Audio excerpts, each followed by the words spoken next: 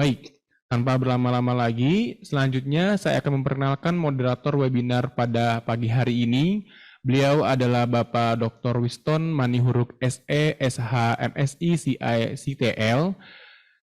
Beliau menjalani pendidikan terakhir yaitu S3 Manajemen Keuangan Universitas Padjadjaran tahun 2009 dan aktivitas saat ini beliau menjabat sebagai partner PT Principia Global Consulting dari tahun 2011 sampai dengan saat ini sekaligus menjadi Direktur Utama Halo Pajak. Mari kita sambut webinar pada pagi hari ini kepada Bapak Dr. Wiston Manihuruk SE, SH, MSI, CI, CTL. Saya persilahkan. Terima kasih kami sampaikan kepada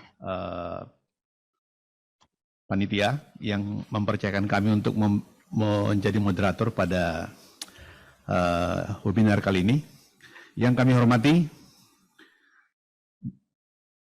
Menteri Koperasi dan UKM, dalam hal ini diwakili oleh Bapak Dr. Julius.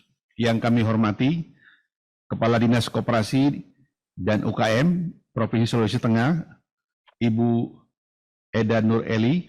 Yang kami hormati Dekan Fakultas Ekonomi dan Bisnis Universitas Tadulako, yaitu Bapak Dr. M. Iqbal Abdullah.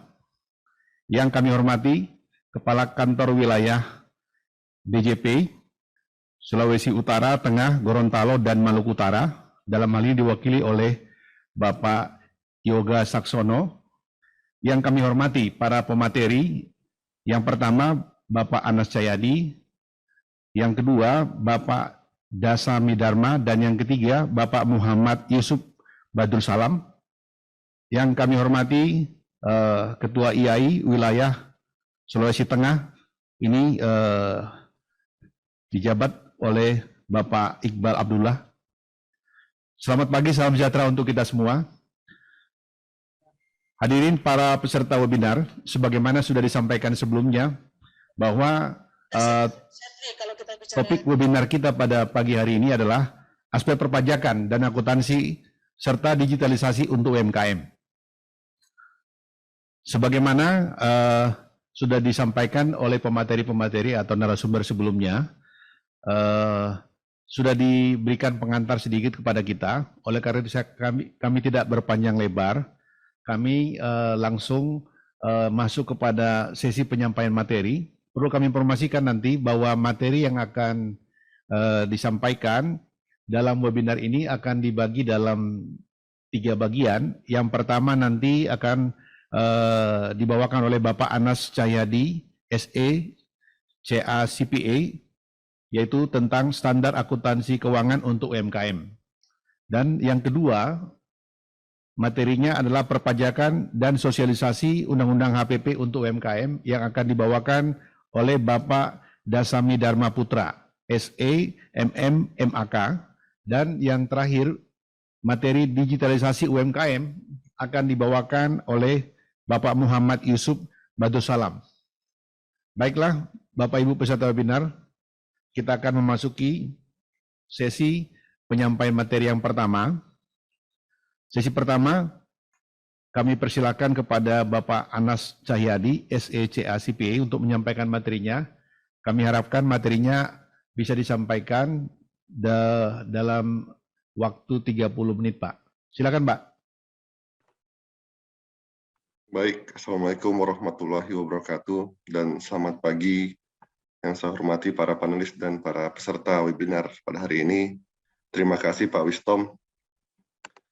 Ya, pertama-tama saya mohon maaf suara agak berat, tapi insya Allah fit untuk diskusi pada hari ini. Ya, saya izin untuk share screen.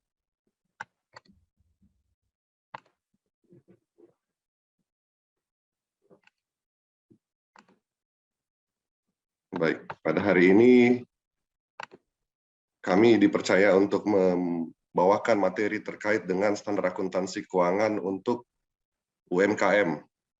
Nah, dalam hal ini, IAI telah menyusun laporan keuangan atau standar akuntansi EMKM namanya. Nanti akan kita bahas apa sebenarnya standar akuntansi yang cocok untuk diterapkan oleh UMKM di Indonesia. Ya, yang pertama sebenarnya sebelum kita membahas standar akuntansi, tentu kita harus tahu dulu tujuan dari laporan keuangan. Ya. Untuk apa sebenarnya UMKM atau pelaku usaha itu menyusun laporan keuangan? Nah, tujuan dari laporan keuangan sendiri adalah untuk memberikan informasi mengenai posisi keuangan. Nah, posisi keuangan ini sering disebut sebagai neraca, ya, atau informasi terkait kekayaan maupun kewajiban dari suatu entitas usaha.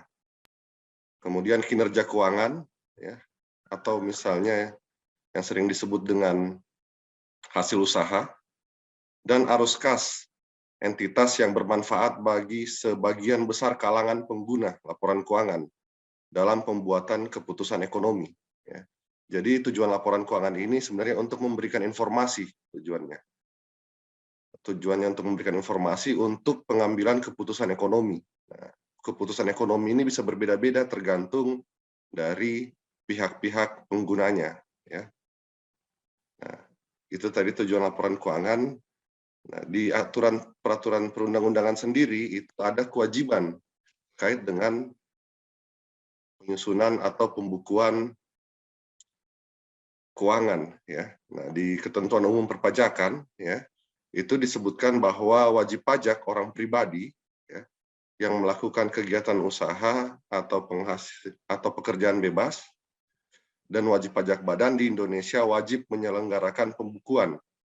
Nah, di sini disebutkan pembukuan.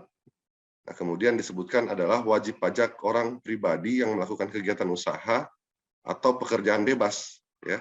Jadi bukan hanya wajib pajak badan yang perlu menyusun laporan keuangan. Jadi UMKM yang misalnya kebanyakan mungkin belum berbentuk badan usaha, ya, masih berbentuk usaha rumah tangga yang masih atas nama pribadi, ya, bukan berarti kita tidak perlu untuk menyusun pembukuan atau laporan keuangan. Karena dalam undang-undang sendiri disebutkan bahwa wajib pajak orang pribadi, ya, yang melakukan usaha atau pekerjaan bebas juga wajib menyelenggarakan pembukuan. Jadi seperti itu.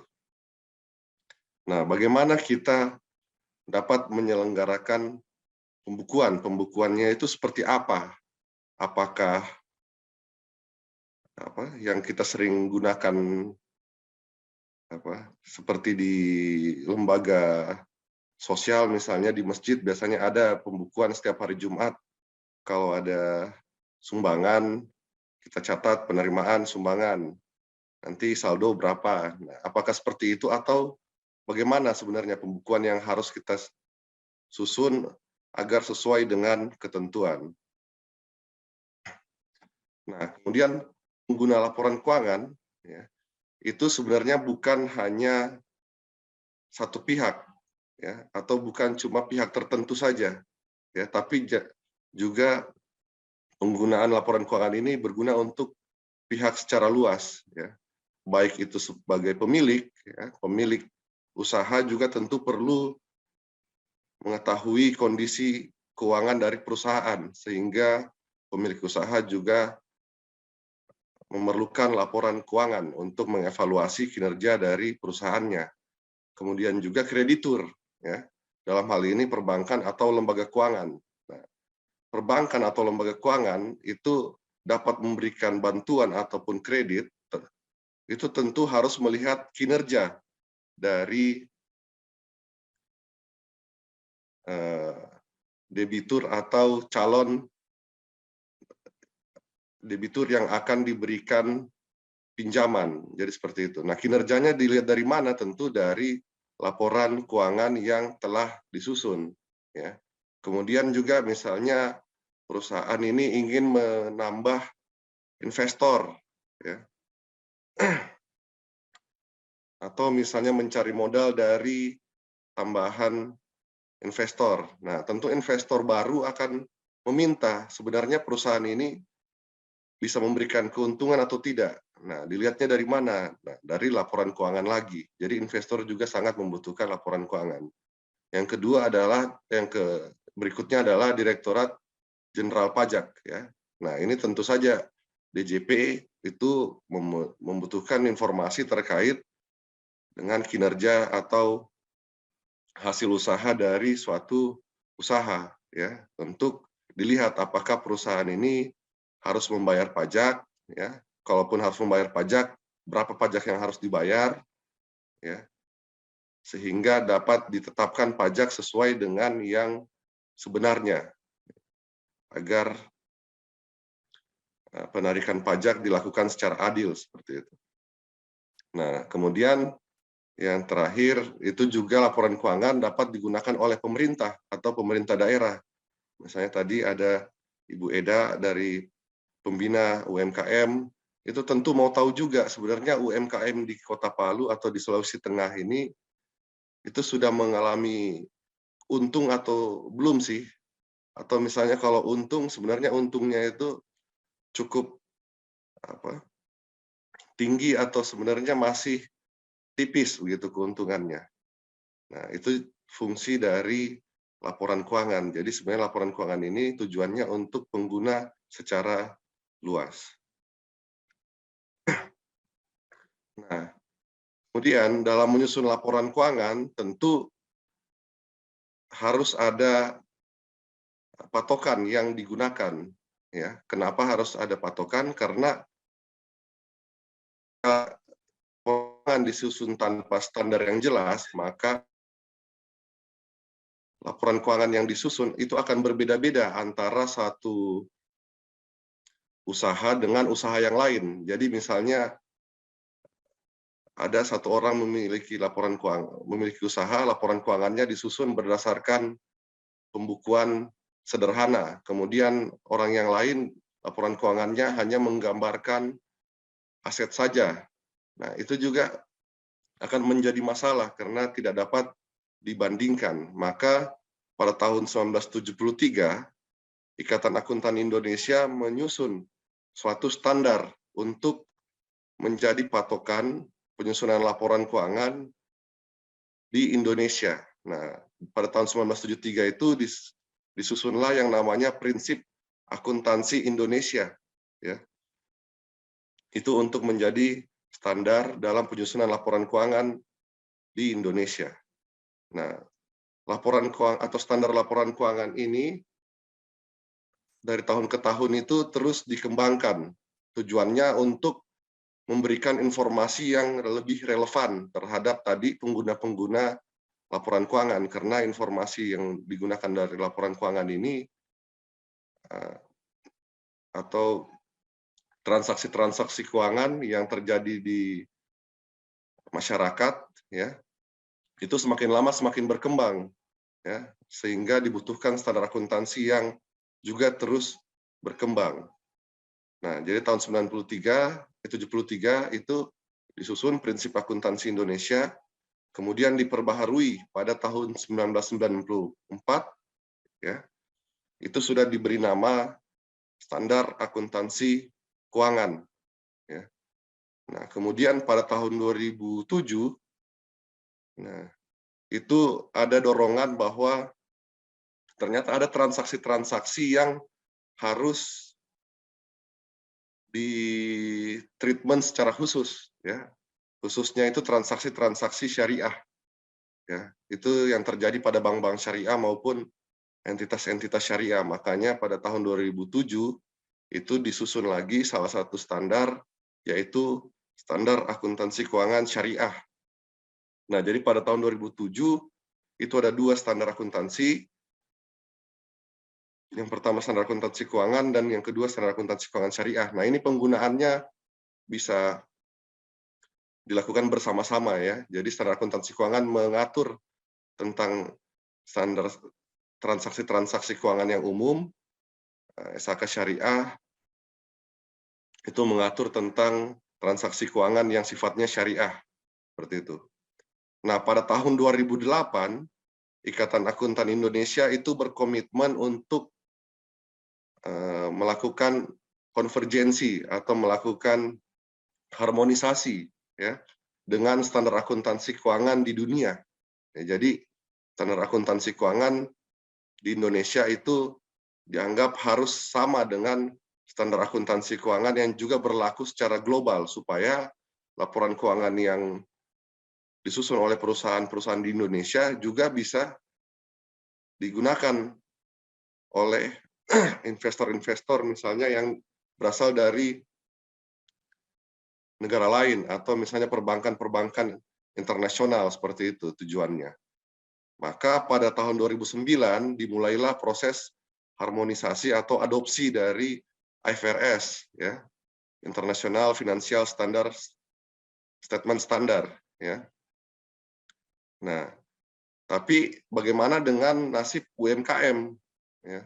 Karena UMKM sendiri tentu akan sangat sulit untuk menerapkan standar akuntansi yang berbasis global tadi, ya. Nah, maka pada tahun 2009 itu dibuat lagi satu standar yang lebih sederhana daripada standar akuntansi keuangan berbasis IFRS tadi, ya, yang namanya SAK ETAP, ya, SAK entitas tanpa akuntabilitas publik, ya. Jadi standar akuntansi keuangan untuk entitas yang tidak punya akuntabilitas publik, ya. Akuntabilitas publik itu seperti apa? Seperti misalnya perusahaan yang memberikan pinjaman atau menerima simpanan dari masyarakat, ya, seperti perbankan, ya, atau misalnya perusahaan yang terdaftar di Bursa Efek, ya, itu perusahaan yang memiliki akuntabilitas publik, ya. Nah, jadi SHK ETAP digunakan oleh perusahaan yang tidak memiliki akuntabilitas publik, termasuk UMKM, ya. Nah, berkembang lagi, ya, berjalannya waktu, transaksi keuangan juga semakin berkembang, dan FRS juga semakin berkembang, ya.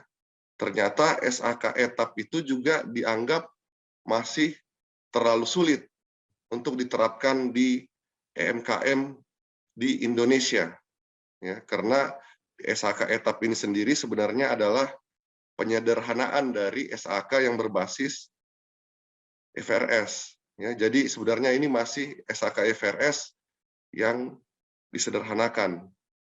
Nah, tapi itu masih dianggap juga terlalu kompleks dan tidak tepat sasaran untuk pelaku-pelaku UMKM di Indonesia yang sifatnya eksklusif mungkin, dan laporan keuangan hanya digunakan oleh kalangan-kalangan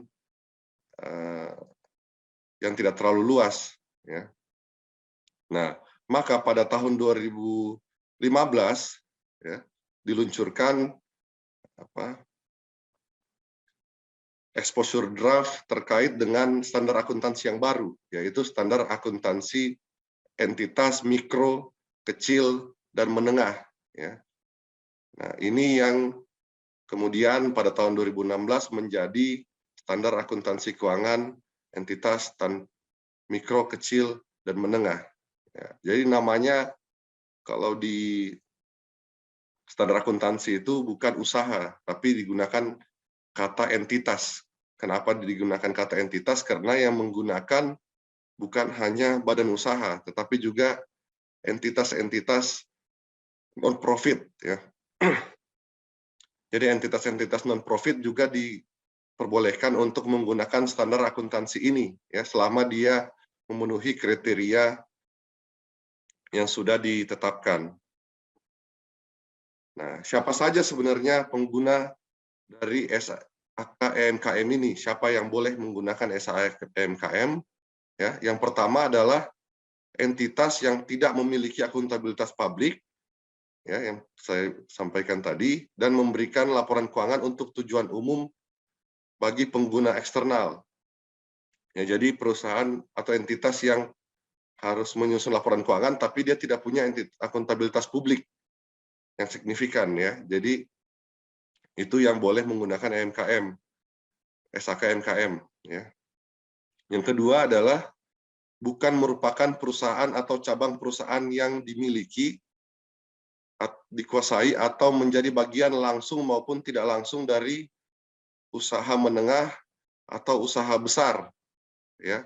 Nah, jadi kalau misalnya dia itu cabang atau anak perusahaan, ya, dari suatu perusahaan besar, ya, Nah, itu berarti bukan UMKM sebenarnya, walaupun misalnya omsetnya atau asetnya itu masih masuk kriteria UMKM, ya. Tapi kalau dia sudah dimiliki oleh perusahaan besar, anak perusahaan ya, atau cabang dari perusahaan besar, nah itu dia tidak memenuhi kriteria dari EMKM sehingga tidak dapat menggunakan SHK EMKM.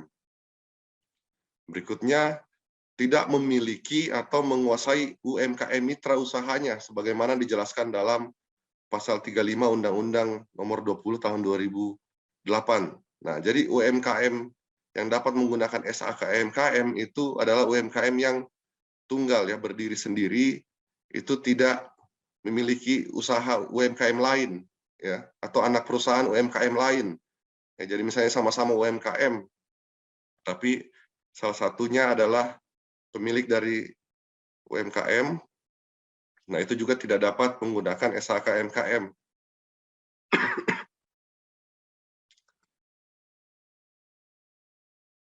Ya, kemudian memenuhi rentang kuantitatif kriteria UMKM. Nah, ini akan kita jelaskan sebentar. Kemudian tidak diwajibkan menggunakan SHK yang berbasis IFRS maupun SHK EMKM oleh peraturan perundang-undangan yang lain ya. Nah, jadi syarat-syarat ini yang boleh menggunakan SHK EMKM dalam menyusun laporan keuangan.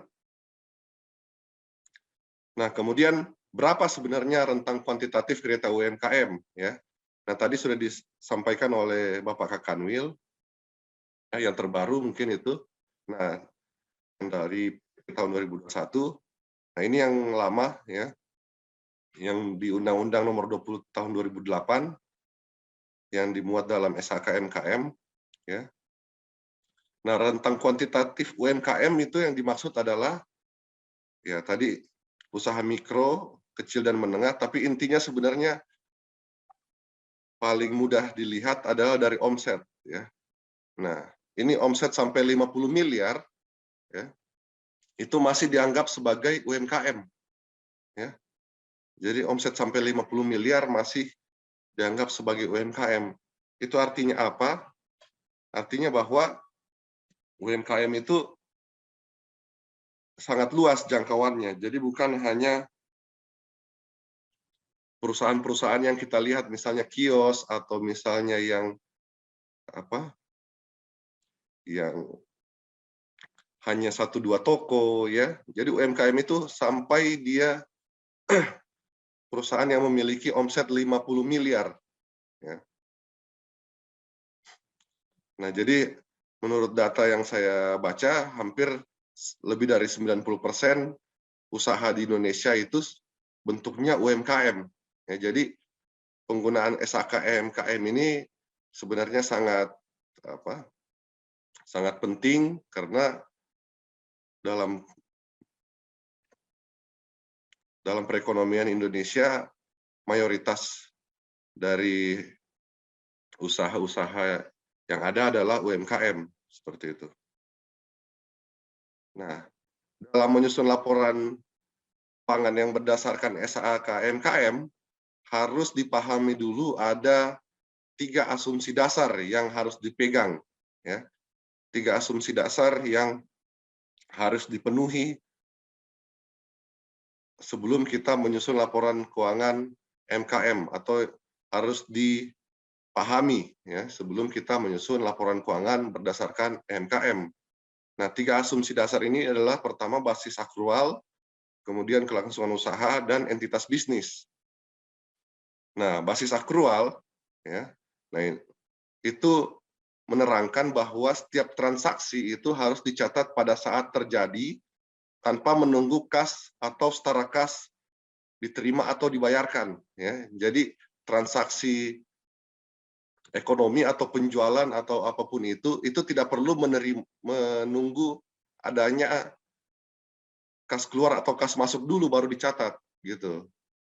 Nah, jadi kalau misalnya kita pembukuan sederhana mungkin yang kita catat hanya kas keluar dan kas masuk ya. Tapi dalam menyusun laporan keuangan berdasarkan SHK MKM itu harus menggunakan basis akrual, ya. Jadi transaksi dicatat pada saat terjadi. Jadi misalnya ada penjualan. Nah, penjualan itu dilakukan dengan mekanisme kredit, ya, atau sering disebut bond, ya. Jadi penjualan dilakukan tapi belum dibayar oleh si pembeli.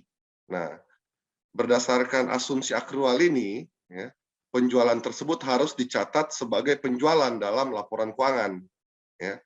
Nah, bersamaan dengan itu nanti juga kita mencatat piutang, ya, sebagai lawan dari penjualan tadi, ya. Jadi walaupun kita belum menerima kas, ya, kita sudah mencatat adanya penjualan. Nah, itu yang dimaksud basis akrual. Ya, kemudian yang kedua, kelangsungan usaha. Ya. Nah, prinsip kelangsungan usaha ini, ya, itu dimaksud adalah laporan keuangan itu disusun dengan asumsi bahwa perusahaan itu atau misalnya usaha itu akan berkelanjutan terus menerus, ya. Jadi bukan perusahaan yang tujuannya untuk dibubarkan, ya. Jadi laporan keuangan disusun dengan asumsi perusahaan ini akan berlangsung lama, ya, bukan untuk dibubarkan atau bukan untuk hanya periode tertentu saja, ya. Jadi itu asumsi dalam kelangsungan usaha, ya. Yang ketiga, ini asumsi yang paling penting yang sering dilupakan oleh terutama UMKM, ya. Nah, entitas bisnis. Nah, dalam menyusun laporan keuangan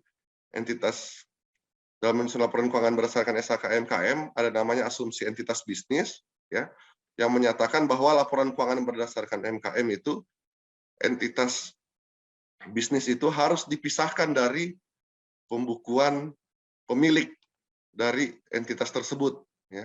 Atau misalnya pembukuan dari usaha itu harus dipisahkan dari pembukuan pribadi, ya. Intinya seperti itu. Nah, kalau masih terjadi misalnya pembukuan usaha yang tidak terpisah dari pembukuan pribadi, maka laporan keuangan yang disusun berdasarkan SHK MKM tidak akan menggambarkan, ya, kondisi sebenarnya dari keuangan usaha tersebut, ya. Jadi itu yang perlu ditekankan bagi seluruh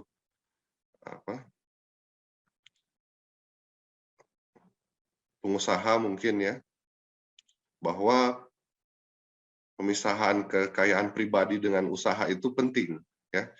Nah, bagaimana kalau misalnya kita butuh dana atau misalnya butuh sesuatu dari usaha kita, ya. Masa kita tidak boleh ambil uang atau misalnya barang dari usaha kita, ya. Ya, jawabannya boleh, ya. Tetapi kita harus melakukan pembukuan, ya, seolah-olah terpisah. Jadi bukan berarti kita tidak boleh mencampuri atau mengambil keuntungan dari usaha kita, tetapi pembukuannya yang terpisah. Jadi kalau ambil uang berarti kita harus mencatat adanya prive, ya, yang kita ambil dari usaha yang kita buat, seperti itu.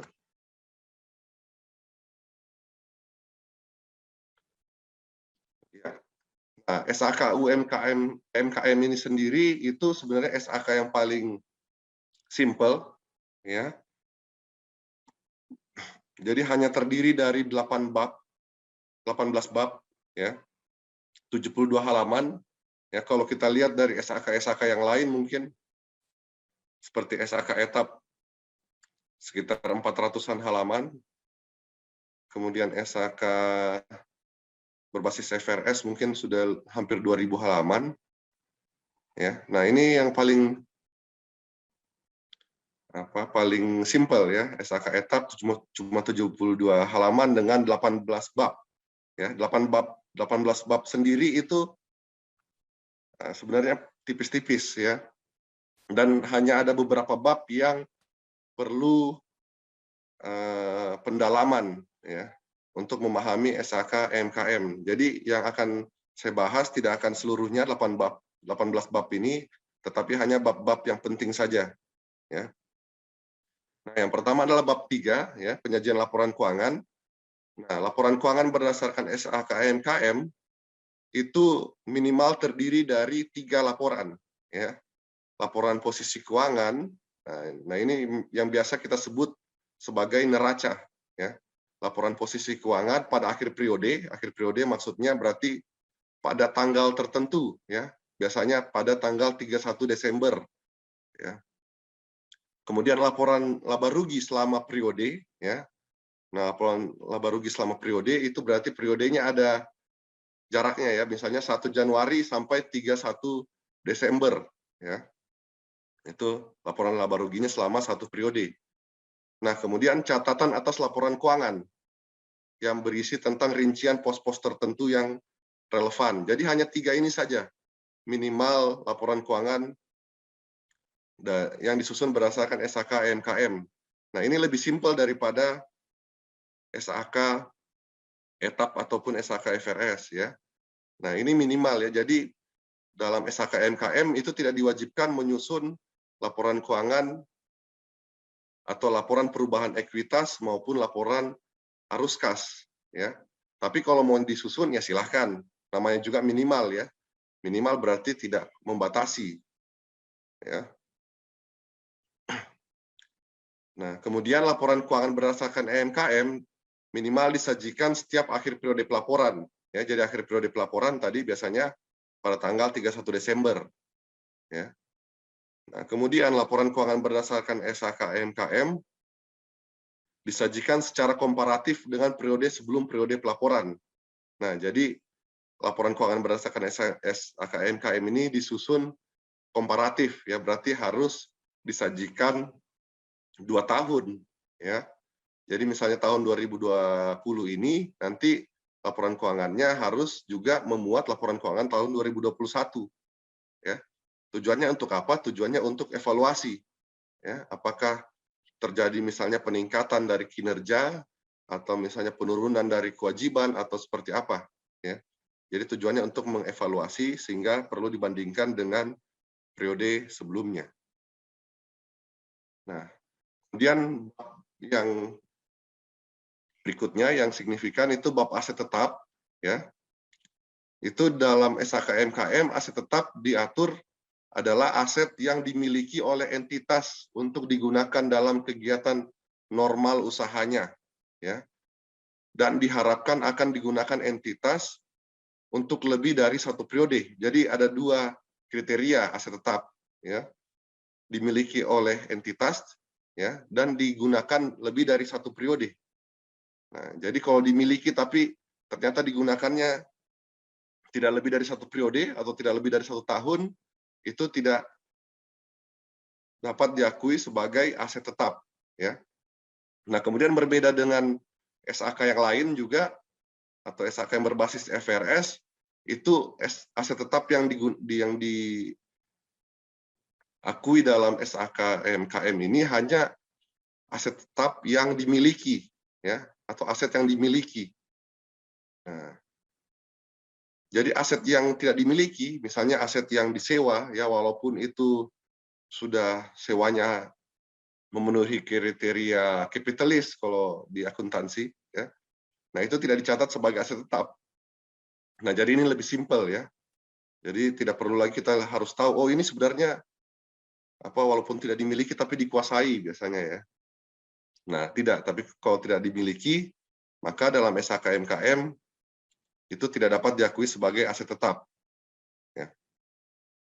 Nah, kemudian aset tetap diukur sebesar harga perolehan dikurangi dengan akumulasi penyusutan. Ya. Di SAKMKM ini hanya 1 jenis pengukuran, ya. Diukur sebesar harga perolehan dikurangi dengan akumulasi penyusutan, ya. Tidak ada yang namanya impairment, ya. Tidak ada yang namanya revaluasi, ya. Jadi pokoknya simple, tinggal harga dibeli berapa, kemudian disusutkan sesuai dengan metodenya. Nah, metode penyusutan yang boleh digunakan adalah metode garis lurus maupun saldo menurun tanpa nilai residu, ya. Jadi nilai residunya 0, ya. Jadi kalau di standar-standar yang lain kita bingung menentukan nilai residunya ini berapa. Misalnya mobil, ya. Mobil kalau misalnya kita susutkan 8 tahun, nanti nilai residunya berapa, gitu. Nah, di SHKMKM dimudahkan, nilai residunya itu tidak usah dihitung, alias 0, ya. Nah, kemudian bab 9 juga mengatur tentang persediaan, ya. Persediaan di bab 9 diatur bahwa persediaan adalah aset yang dimiliki untuk dijual dalam kegiatan normal, ya. Kemudian dalam proses produksi, ya, jadi walaupun belum siap dijual, ya, tapi masih dalam proses produksi, itu diakui sebagai persediaan. Dan dalam bentuk bahan atau perlengkapan untuk digunakan dalam proses produksi atau pemberian jasa, ya. Jadi walaupun dia masih dalam bentuk bahan, belum diolah, ya, belum siap untuk dijual, itu juga diakui sebagai persediaan, ya. Nah, persediaan juga diukur sebesar biaya perolehannya, ya. Jadi persediaan diukur sebesar berapa harganya waktu kita beli. Nah, ini juga satu-satunya ukuran di SHK MKM. Di SHK lain kita harus menilai apakah persediaan sudah mengalami penurunan nilai atau belum, ya. Nah, di SHK MKM kita hanya menilai persediaan berdasarkan biaya perolehannya, ya. Nah, kemudian entitas dapat memilih rumus biaya, ya, dalam menilai persediaan, apakah itu FIFO, first in first out, atau rata-rata tertimbang dalam menentukan biaya perolehan persediaan, ya. Nah, jadi yang boleh digunakan hanya 2 metode tersebut, FIFO atau rata-rata tertimbang. Nah, jadi seperti itu treatment dari transaksi pengakuan dan pengukuran persediaan. Nah, jadi 3 bab ini yang kami terangkan itu yang kami anggap perlu dipahami oleh penyusun laporan keuangan berdasarkan SHK-MKM, ya. Kenapa bab-bab lain tidak diterangkan? Nah, karena bab-bab lain ini sebenarnya semuanya sama dengan yang diajarkan di kampus, ya, dalam perkuliahan mata kuliah pengantar akuntansi, ya. Jadi pengantar akuntansi seharusnya yang sudah lulus dari pengantar akuntansi itu sudah bisa menyusun laporan keuangan berdasarkan SHK KMKM, ya. Jadi tidak perlu harus yang sarjana akuntansi. Jadi mungkin nanti ada Pak Ketua IAI Pak Dekan, Pak Iqbal, yang bisa diturunkan dalam membantu UMKM di Sulawesi Tengah bukan hanya alumni tetapi juga mahasiswa-mahasiswa dengan catatan sudah lulus mata kuliah pengantar akuntansi, ya. Jadi semua ini sebenarnya yang diajarkan di mata kuliah pengantar akuntansi. Jadi bukan akuntansi yang sophisticated, ya. Nah, SHK-MKM sendiri, ya, menurut kami itu sebenarnya sangat cocok dengan peraturan perpajakan di Indonesia, ya.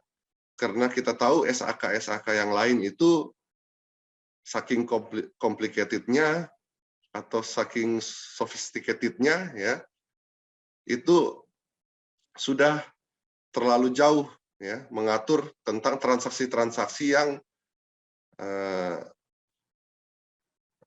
tidak termuat dalam peraturan perpajakan, ya. Jadi misalnya yang pertama, ya, persediaan itu dalam SHK-MKM tadi diukur berdasarkan harga perolehan, ya. Nah, ini juga yang diperkenankan di peraturan perpajakan, ya. Persediaan diukur berdasarkan harga perolehan, ya. Sedangkan di SHK lain, ya, persediaan harus diukur berdasarkan mana yang lebih rendah antara harga perolehan dengan NRV-nya, ya, net realizable value-nya. Nah, itu seandainya net realizable value-nya lebih rendah daripada harga perolehannya, itu harus diukur berdasarkan NRV-nya, maka itu tidak sesuai dengan peraturan perpajakan. Nah, SHK-MKM ini sendiri itu tidak mengatur itu, ya, tidak membolehkan itu. Maka SHK-MKM lebih cocok dengan peraturan perpajakan di Indonesia, ya. Kemudian yang kedua, aset tetap dinilai berdasarkan nilai perolehan, dikurangi penyusutan dengan metode garis lurus tanpa nilai residu. Nah, ini juga, ya, di perpajakan sendiri juga penyusutan itu dilakukan menggunakan metode garis lurus dan saldo menurun, ya, dan tanpa nilai residu. Nah, ini lagi satu kecocokan lagi nih dari SHK-MKM dengan peraturan perpajakan dibanding dari SHK yang lain, ya. SHK yang lain aset tetap misalnya bisa dinilai dengan metode revaluasi, ya, atau metode misalnya terjadi penurunan nilai harus diukur seberapa besar penurunan nilainya. Nah, yang mana hal itu belum diadopsi dalam peraturan perpajakan. Nah, kemudian yang ketiga, entitas itu tidak perlu mengakui estimasi kewajiban imbalan pasca kerja.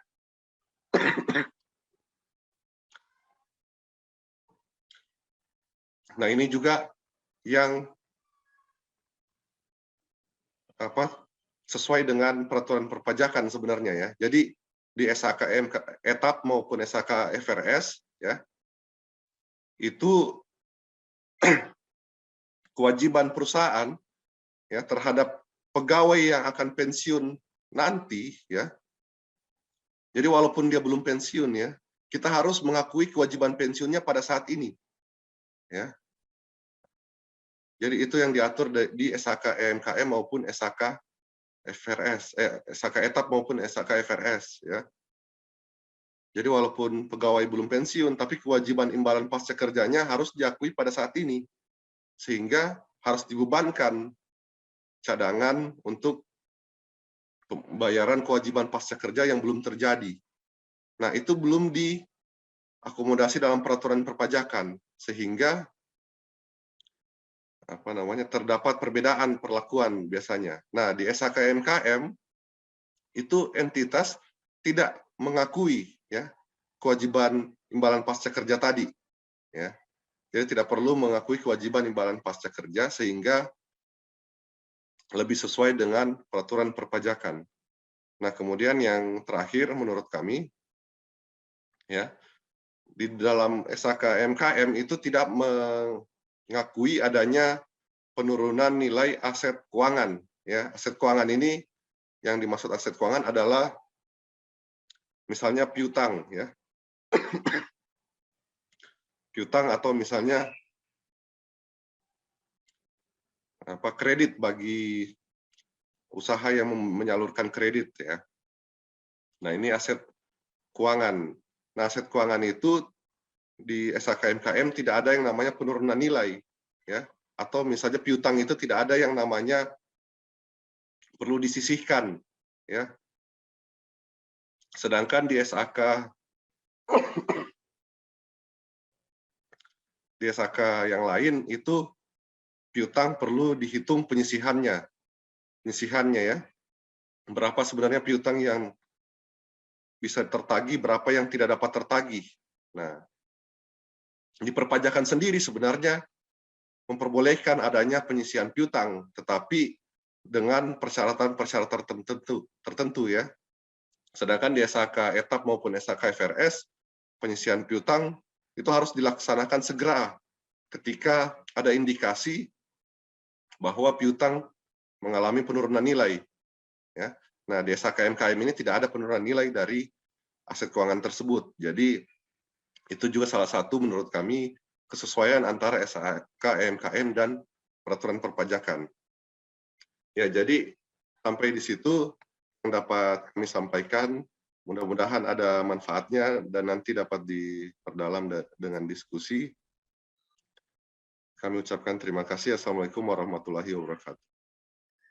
Baik, terima kasih Pak Anas Cahyadi atas penyampaian materi yang cukup lengkap ya dan dengan baik disampaikan. Kami berharap semua peserta webinar bisa menangkap apa poin-poin yang sudah disampaikan. Kurang lebih intinya seperti disampaikan oleh Pak Anas Cahyadi tadi bahwa SHK untuk UMKM ini kurang lebih hampir mirip dengan ketentuan pembukuan yang diatur dalam perpajakan dibandingkan yang lainnya. Jadi memang cukup sederhana. Diharapkan para pelaku UMKM bisa menjalankan kewajiban pembukuan dengan baik dengan materi yang disampaikan yang tadi. Ada sedikit yang terlewat. Tadi CV daripada Pak Anas belum ditayangkan. Tolong panitia bisa ditayangkan nggak CV Pak Anas Cahyadi ya? Saya informasikan Pak Anas Cahyadi ini ya, beliau saat ini bekerja sebagai profesional di kantor akuntan publik Anas Cahyadi ya. Beliau adalah lulusan sarjana ekonomi jurusan akuntansi Universitas Hasanuddin dan melanjutkan kuliahnya dari Master of Science dari UGM, FEB UGM, dan beliau telah mengikuti juga PPA ya. Beliau berpengalaman pernah jadi dosen dan jadi auditor. Ya, itu sebagai perkenalan kepada para peserta webinar. Bagi para peserta webinar nanti yang barangkali masih kesulitan untuk menangkap nanti atau kesulitan dalam untuk melakukan kewajiban pembukuan, nanti minta bantuan ke Pak Anas. Bisa dibantu Pak Anas ya? Insya Allah Pak.